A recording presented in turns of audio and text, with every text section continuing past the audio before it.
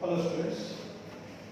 Now we are going to start a new topic, that is comparing the three sectors. If you remember in last class we were discussing about the sectors of the Indian economy and we have gone through the importance of primary sector and the secondary sector. So now how we are going to calculate or compare the contribution of these three sectors, contribution to the Indian economy. So for comparison, we cannot count the goods that is produced in manufacturing sector, how much quantity of crop produced in agriculture sector, and how many people are engaged in service sector. So how we will estimate, how we will calculate? In economics, we calculate the value of goods for comparing the contribution of these three sectors.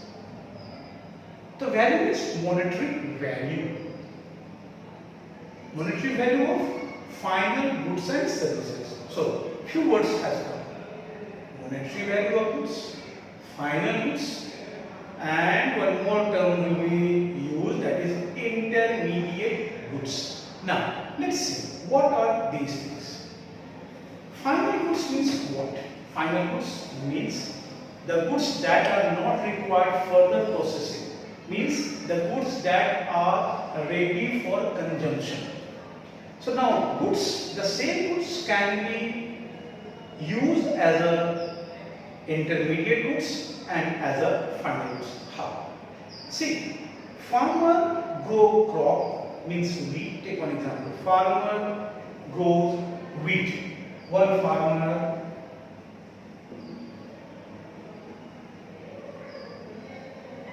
wheat, and see, this farmer sold a part of wheat to another person called Ram.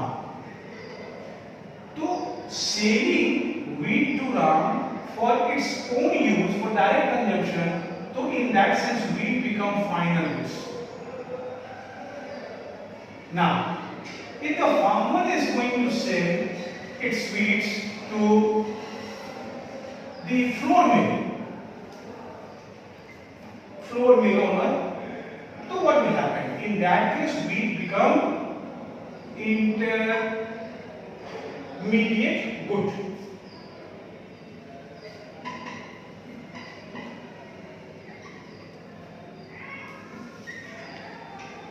Why it is called intermediate goods? Because flour mill is not going to use the wheat its own. Flour mill produce wheat and then after this wheat is going to be sold to the consumer. So now wheat is regarded the final goods. So in economics, do not done mistake while calculating the value. We only consider the value of final goods. Intermediate goods should not be calculated. The value of intermediate goods should not be calculated. Why? Because say the wheat has been sold to the flour mill. The flour mill is added its own cost over there, and then after it was sold to the consumer. So again the price has been added, the value has been added. So only the cost of the flour that got to the hands of the consumer, that is counted, but the cost of the wheat while selling to the flour mill owner cannot be calculated as a part of the estimation. Means the value of final goods, I think it will be very much clear ki how goods will be counted as a final goods or intermediate goods. So in economics we will calculate only final goods, value of final goods and services. Next, see, I have written about this goods, such goods as are ready for consumption and need no further processing, means उस सामान को फिर दोबारा किसी चीज में बदलने की जरूरत नहीं होती है. Next one, included in the estimation of GDP and national income. Final goods का इस्तेमाल करते हैं जीडीपी और नेशनल इनकम को कैलकुलेट करने में. जीडीपी का मतलब होता है ग्रॉस डोमेस्टिक प्रोडक्ट। क्या होता है? Gross domestic product. और यहाँ देखिए इंटरमीडिएट गुड्स में such goods are required for the processing. For the processing देखिए यहाँ पे व्हीट को फ्लोर मिल में गया, फ्लोर मिल से वहां पे फ्लोर बनी और वो गई कंजम्पशन के लिए डायरेक्ट कहां पे? वो गई आपके पास कंज्यूमर के पास।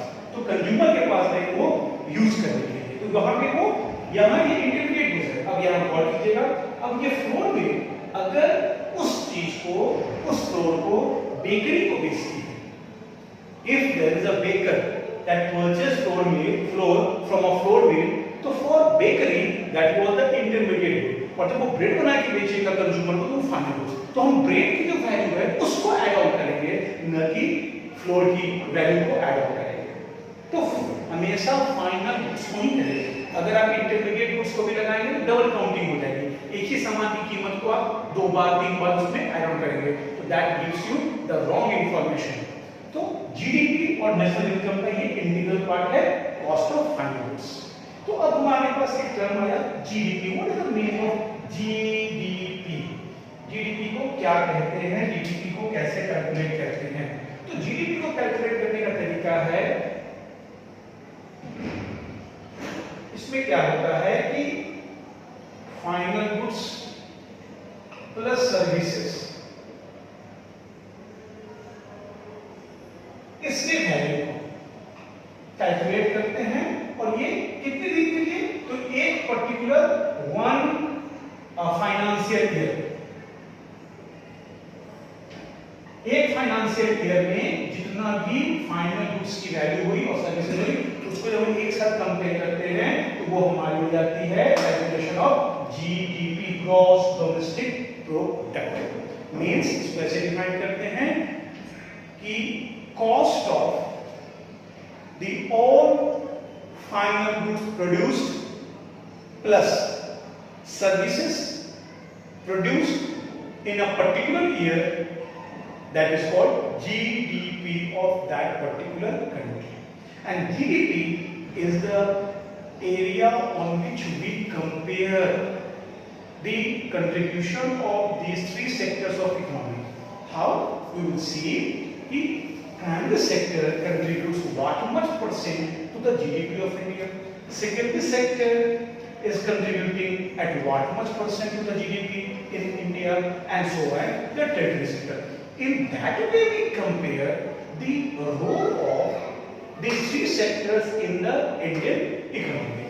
So I think you will be very much clear about the intermediate goods and final goods. There must not be confusion.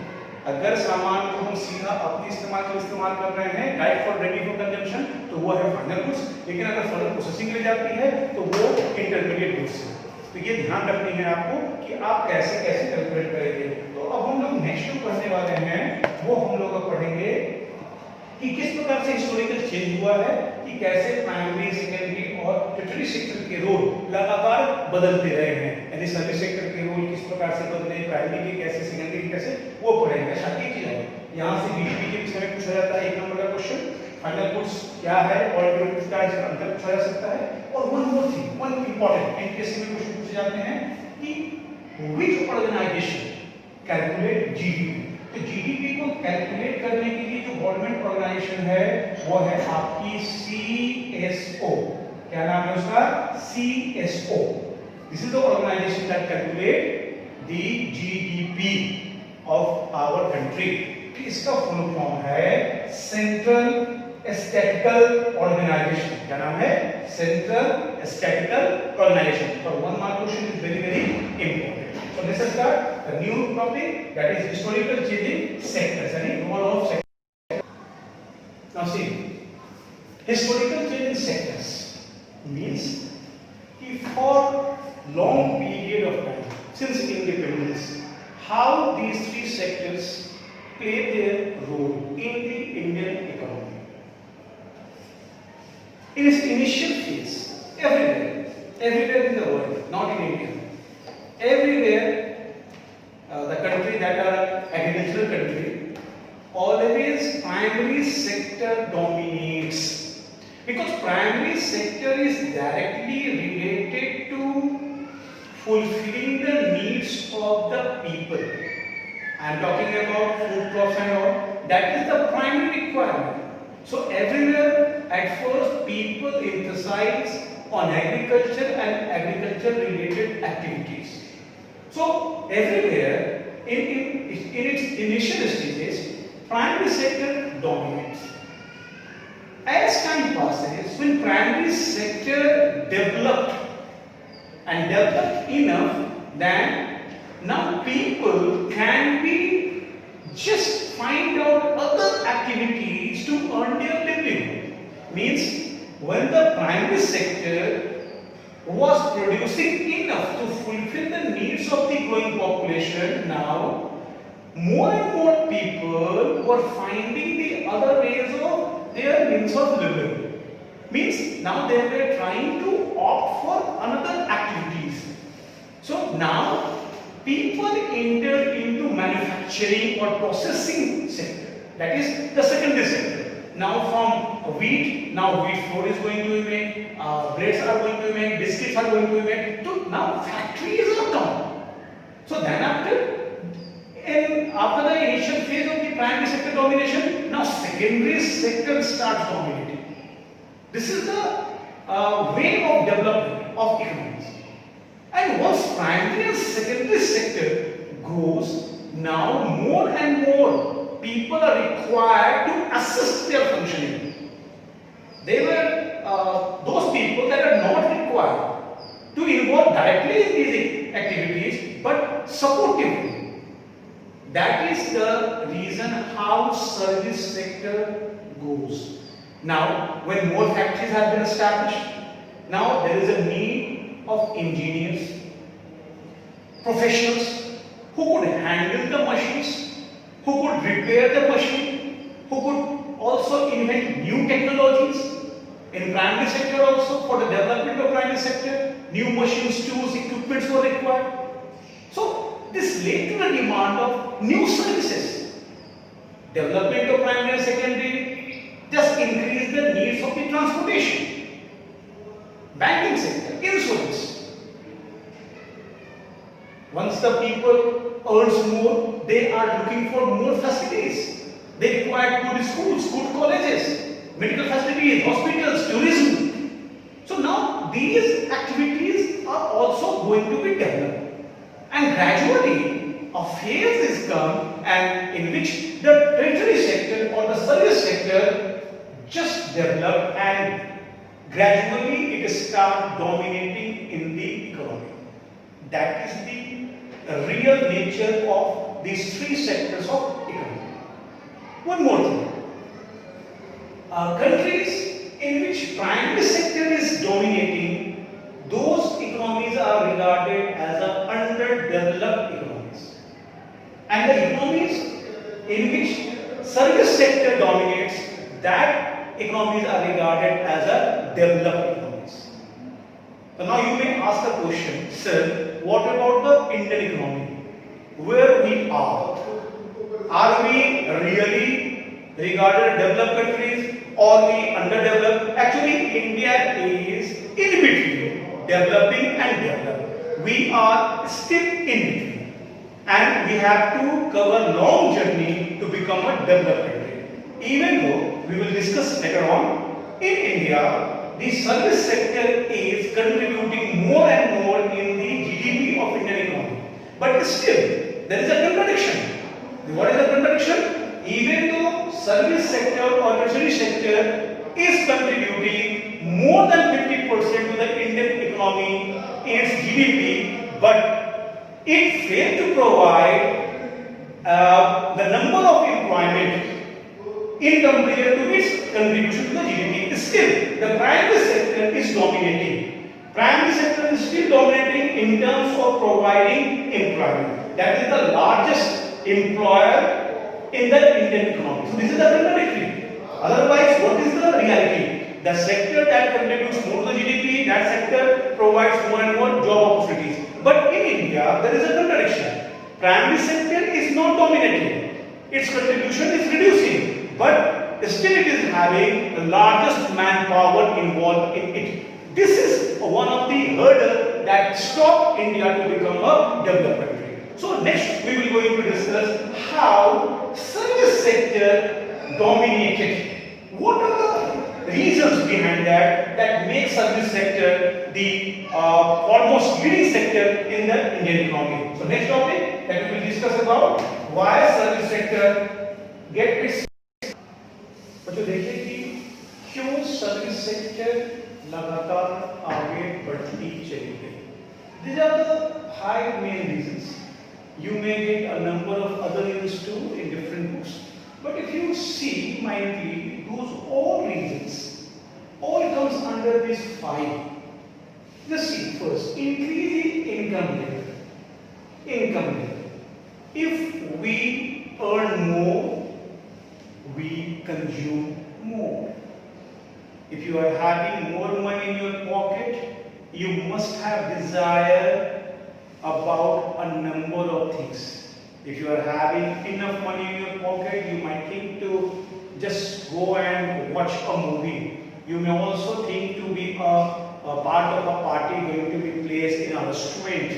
You might also willing to just go for a tour. You are also willing to visit a supermarket or a mall to purchase a number of items.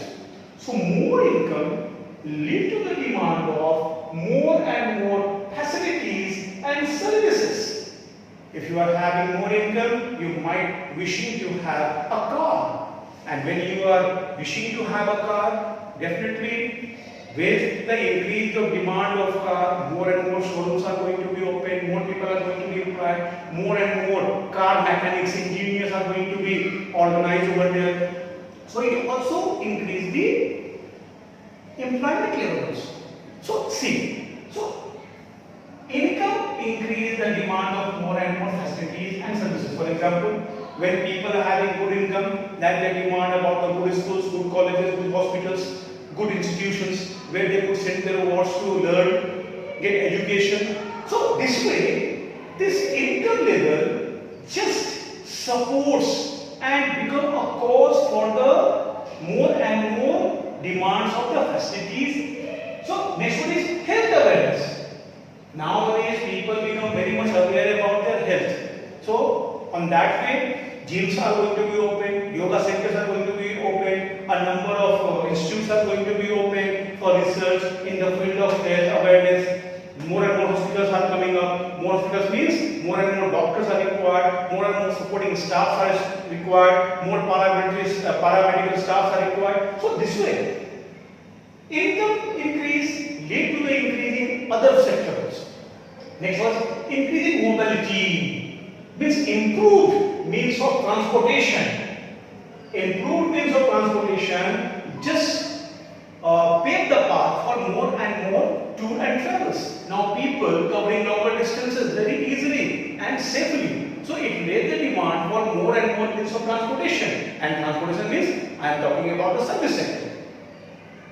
Means more and more cars are there, more wagons are there, vehicles are there, and for that more and more people are going to be involved to run those facilities. So this also increase the demand of service sector. Next one, development in IT, information technology. Information technology actually nowadays become a key for the development of service sector. Due to the development in IT sector, now more and more ATMs have been opened, more and more cyber cafes are there. So these are the ways more and more professionals are required, because nowadays more and more work is going to be done with the help of this computer technology. So that requires more and more experts, more professionals. Software development is going on. So this way, the service sector gradually started dominating in the economy. Banking sector, insurance, these all are the part of service sector. More economic activity needs more capital and security. So for that comes from banking sector, insurance sector. So this way, overall, this way you can see how there is a wider scope for the dominance of service sector. One more thing. In some book you might be noted down that it is written working woman. Working woman means when women more in number out from their houses to work in offices, they also contribute in increasing the service sector. Because when women are coming out from their homes, they require maids, they require some people, those who could take care about their children in crèches, custodies and all. So this way also. So once the income increases, more demand of facilities are required, and this lead to the promotion of more and more services. So now these are the areas due to which service sector started dominating. But one more thing. Are we at the optimum level to get maximum from service sector, or are there any scope for the improvement of service sector? Service sector से जितना हम ले सकते थे क्या ले चुके हैं, या सर्विस सेक्टर के पास अभी और स्कोप है डेवलप करने का? Yes, there is a very wide scope for the development of service sector further. So next topic we are going to discuss that what are the areas and how service sector become more and more developed. देखिए कैसे हम service sector को और आगे बढ़ा सकते हैं, how we can improve our service sector. There is a wide scope for the development of service sector.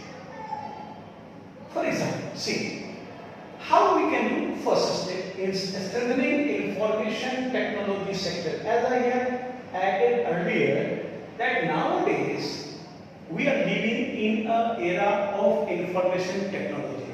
More and more activities are integrated through this technology.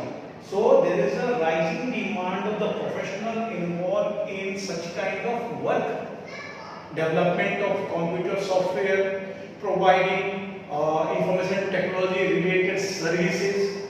Nowadays you might be aware about online classes are going on, online tests are going on, competitive examinations are going to be also held through online process. So this way the demand of professionals related to IT sector is increases, and as time is passing, more and more improved technology is required so that we can perform the work more efficiently with less expense and within the less time.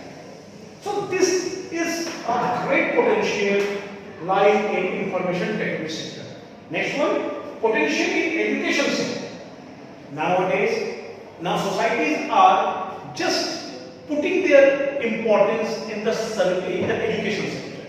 Now, once the population is increasing and their income is improved, now they are demanding more and more education. The literacy rate is going higher and higher. Why?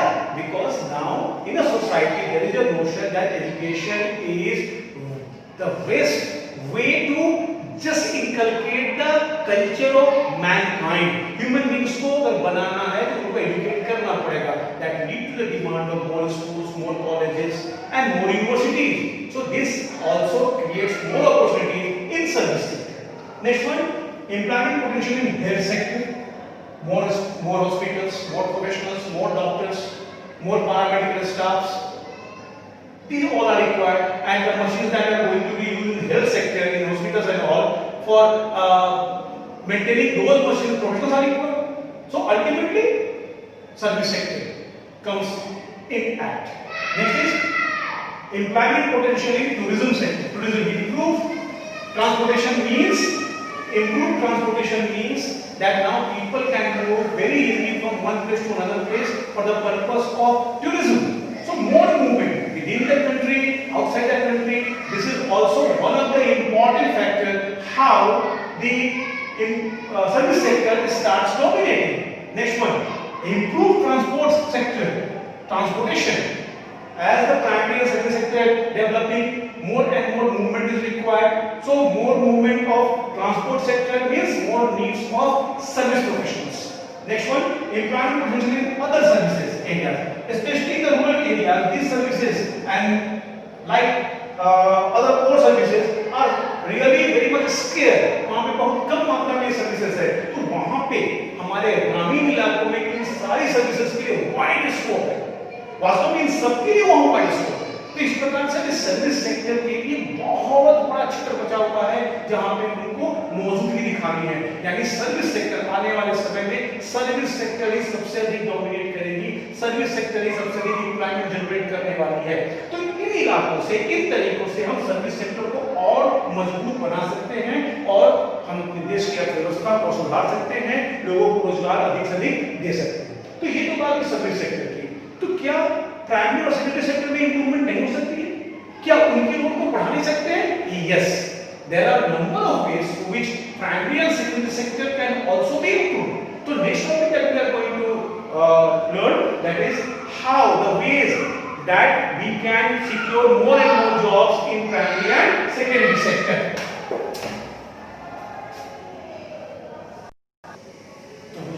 देखिए, service sector को improve हम कैसे कर सकते हैं हमने भी देखा। तो अभी प्रश्न ये आया कि क्या सर्विस सेक्टर की इंप्रूवमेंट तो होगी, लेकिन क्या प्राइमरी और सेकेंडरी की इंप्रूवमेंट नहीं हो सकती? क्या वो अपनी चरमावस्था को प्राप्त कर रहे हैं? क्या उनमें और फर्दर इंप्रूवमेंट नहीं हो सकती है? हो सकती है। तो कैसे हो सकती है?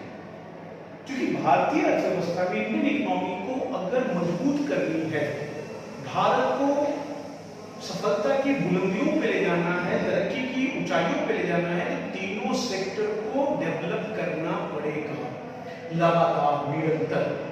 क्योंकि तीनों सेक्टर में बड़ी मात्रा में लोग इन्वॉल्व हैं और ये तीनों सेक्टर एक दूसरे के लिए कॉम्प्लीमेंट्री और सप्लीमेंट्री, दो को डिस्कस कर चुके हैं, relationship between the three sectors. तो देखते हैं कि प्राइमरी और सेकेंडरी में हम कैसे जॉब अपॉर्चुनिटीज को क्रिएट कर सकते हैं।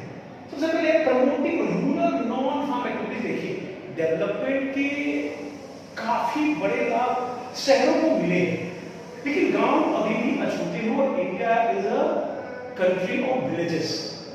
भारत की 70% से अधिक आबादी आज भी गांव में रहती है। वहां बहुत सारे काम करने बाकी है, खासतौर से नॉन फार्म एक्टिविटीज वहां पे बहुत कम है।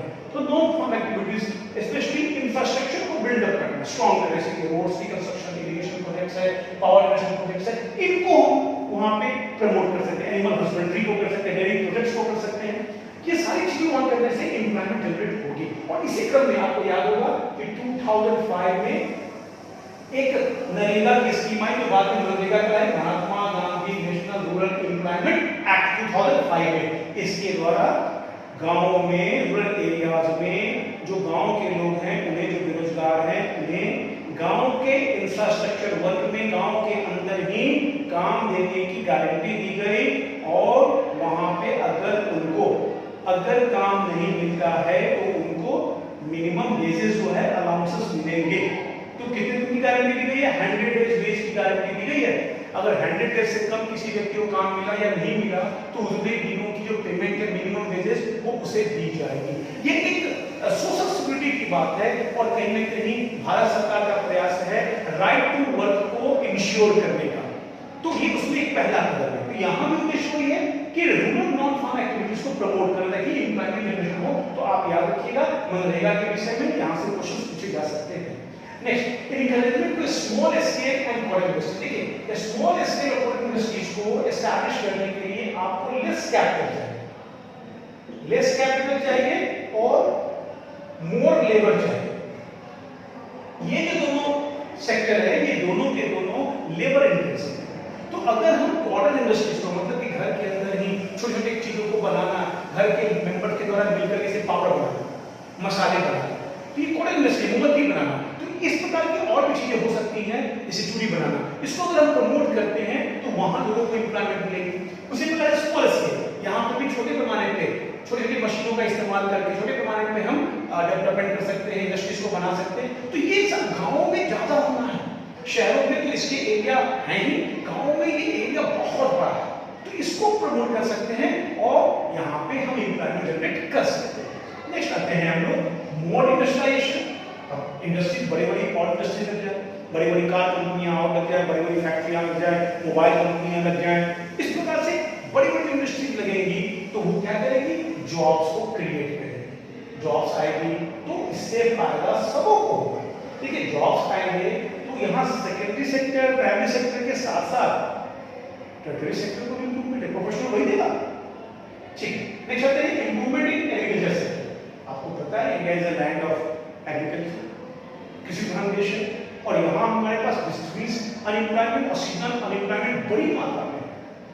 इसको कैसे रोक सकते हैं? अगर इम्प्रूवमेंट करें एग्रीकल्चर सेक्टर में, यानी इरिगेशन फैसिलिटीज को हम इम्प्रूव करें, टेक्नोलॉजी को इम्प्रूव करें, खेती करने के तकनीक को इम्प्रूव करें, तो हमारे किसान एक वर्ष में 3-4 फसल ले सकेंगे। आज भी अधिकतर जगहों पे एक फसल भी ले पाते हैं किसान, क्योंकि lack of improve technology, lack of irrigation facilities. तो हम अगर वहां पे इम्प्रूवमेंट करें तो वो एग्रीकल्चर सेक्टर वहां डेवलप करेगा, वहां भी अधिक लोगों को एम्प्लॉयमेंट मिल सकती है। क्योंकि अगर खेतों में अधिक फसल होगी तो खेतों को फसल के काटने के लिए, बुआई के लिए अधिक मजदूर चाहिए, वहां भी लोगों को एम्प्लॉयमेंट। पंजाब और हरियाणा में डेवलपमेंट है तो बिहार, यूपी इन इलाकों से वहां मजदूर जाते हैं खेतों में काम करने, वो है फार्म लेबर्स। नेक्स्ट है इजी एबिलिटी ऑफ प्रिंट, ये बहुत इंपॉर्टेंट है। अब इंडस्ट्रीज लगानी है, पैसा नहीं है, खेती करनी है, पैसा नहीं है, तो अच्छे दर पे यानी कि सस्ती कीमत पे और आसानी से अगर क्रेडिट आपको मिल जाए तो आप आसानी से इकोनॉमिक एक्टिविटीज को प्रमोट कर सकते हैं। इसलिए क्या करना पड़ेगा? आपको अपनी बैंकिंग सेक्टर को इंप्रूव करना पड़ेगा, इंश्योरेंस सेक्टर को इंप्रूव करना पड़ेगा, ताकि वहां से लोगों को आसानी से क्रेडिट मिल सके। फिर देखिए इन्वॉल्वमेंट किसकी आ गई, तो आप देख रहे हैं सर्विस सेक्टर की। मतलब फिर से यहाँ पे वही चीज है जो की पॉइंट है, that is the three sectors of economy are interrelated and interdependent. That is the bottom line and that is the center of our discussion. कहीं भी अगर एक सेक्टर को छुएंगे दूसरा सेक्टर भी उसके साथ जुड़ा हुआ दिखने लगेगा। तो बच्चों ये है आपका कि कैसे हम सर्विस सेक्टर के अलावा प्राइमरी और सेकेंडरी सेक्टर में भी जॉब अपॉर्चुनिटीज को हम लोग क्रिएट कर सकते हैं। अब जो हम नेक्स्ट टॉपिक पढ़ने वाले हैं वो हम पढ़ने वाले हैं कि कैसे सर्विस सेक्टर ने इंडियन इकोनॉमी में अपनी महत्वपूर्ण भूमिका अदा की, यानी how service sector plays an important role in the Indian economy.